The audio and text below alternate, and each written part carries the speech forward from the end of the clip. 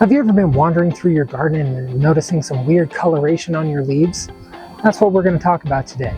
I'm going to wander through the garden, trim some produce, and we're going to talk about some of the most common nutrient deficiencies your plants might be having and how to, 1, diagnose that, 2, take care of it once you have them. So let's get into it.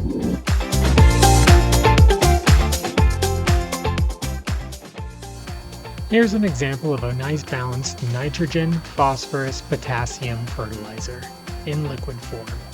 I always get it with included chelated iron.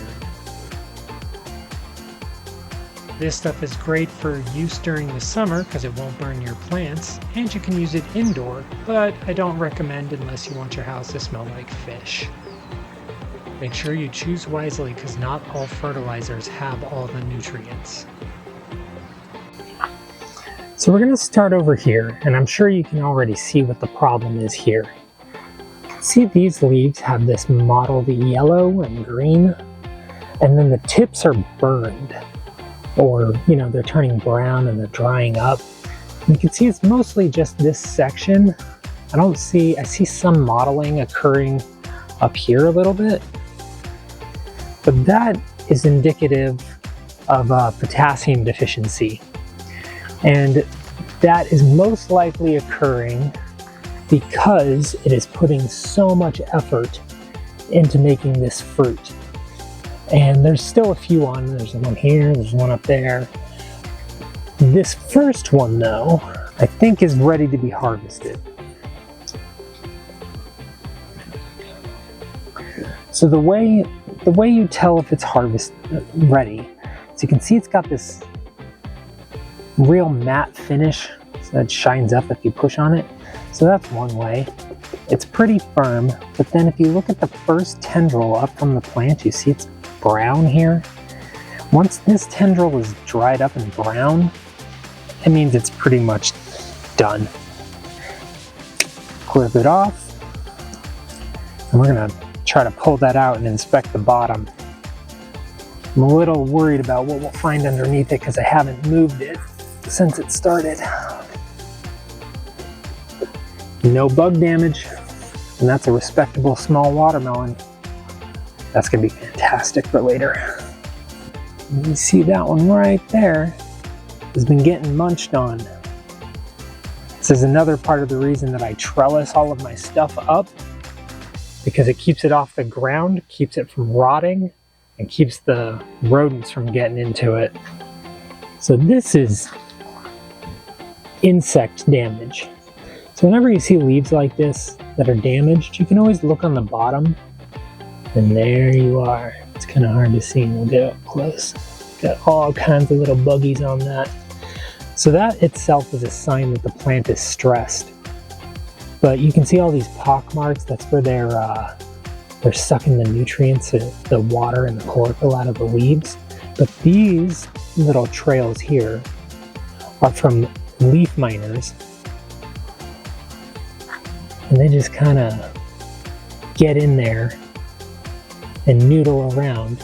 But when they do that, they're making it so that the plant is decreasing its ability to photosynthesize, because that whole section is now useless to the plant. So if you have a really bad infestation, the whole leaf will turn kind of transparent and kind of papery, like tissue paper. So it looks like the weather might be cool enough that I might set a few squash. And here you can see there's some pretty distinct colors going on here versus here. And then if you look down, you can see there's different coloration on this guy. That, for the most part, is normal. That is non-normal. The rest of this, more or less normal.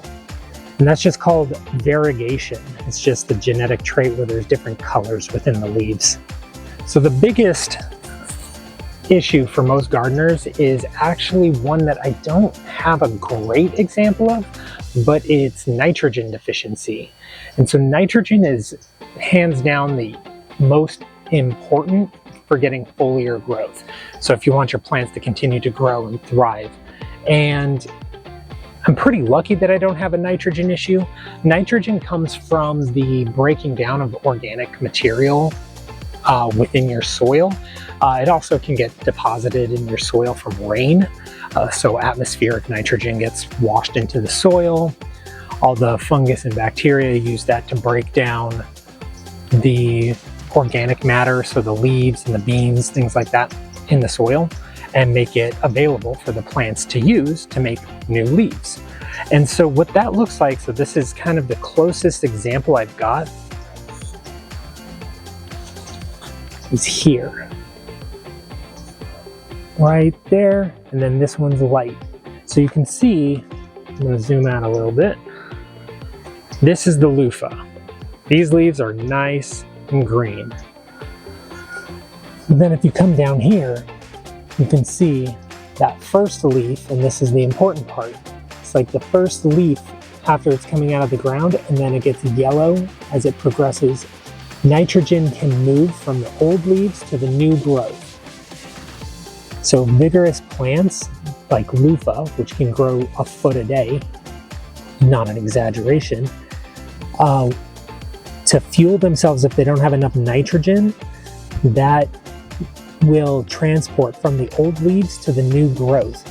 So eventually you'll just have a bare stem of dead leaves to make way for all of this crazy vigorous growth. So I'm gonna trim up on these hydroponics. I want to thin out this basil. They're looking pretty good, but everything's growing pretty vigorously in here.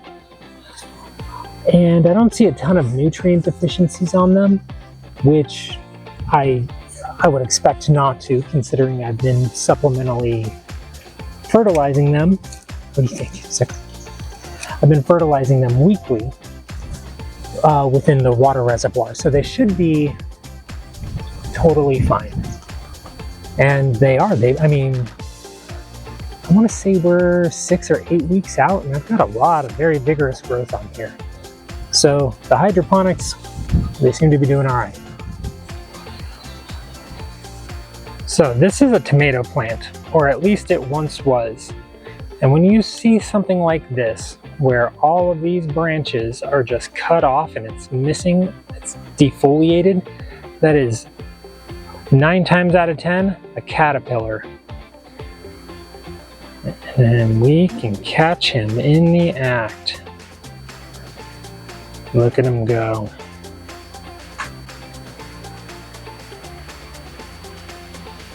Whenever you have caterpillars, the first thing you do is just remove them manually.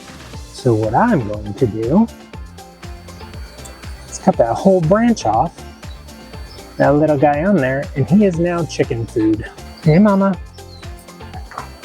got a bug for you. Nom nom nom nom nom. This is a pepper plant on the other side of the yard. And what we have on this guy is actually a phosphorus deficiency. It looks like a potassium deficiency, but the difference is these brown spots that you get on the leaves. And it's going to prevent it from setting any real fruit. This has been in for a couple years now, and it's looking pretty rough. But it's also getting crowded out by this canna right here. But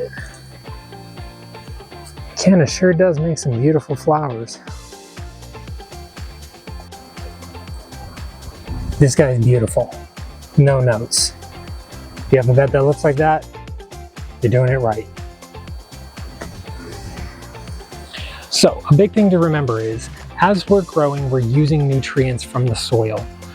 And we need to replenish those from time to time, otherwise the plants can't grow properly.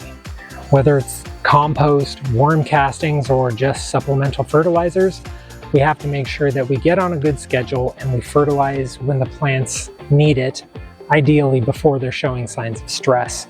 But make sure that if you're using supplemental fertilizers, read the instructions, because you can definitely burn your roots by adding too much, and oftentimes too much fertilizer is worse than not enough. As far as bugs go, that's part of nature. If nothing's eating your garden, then you're not part of the ecosystem. The best we can do is just take it as it comes and, mitigate the problem. Feed them to your chickens, pluck little worms off, spray for all of the smaller stuff with neem oil or insecticidal soaps. And so for today, my sign-off message for you is get out there and fertilize something. See you next time. To show your support for this kind of content, please like and subscribe.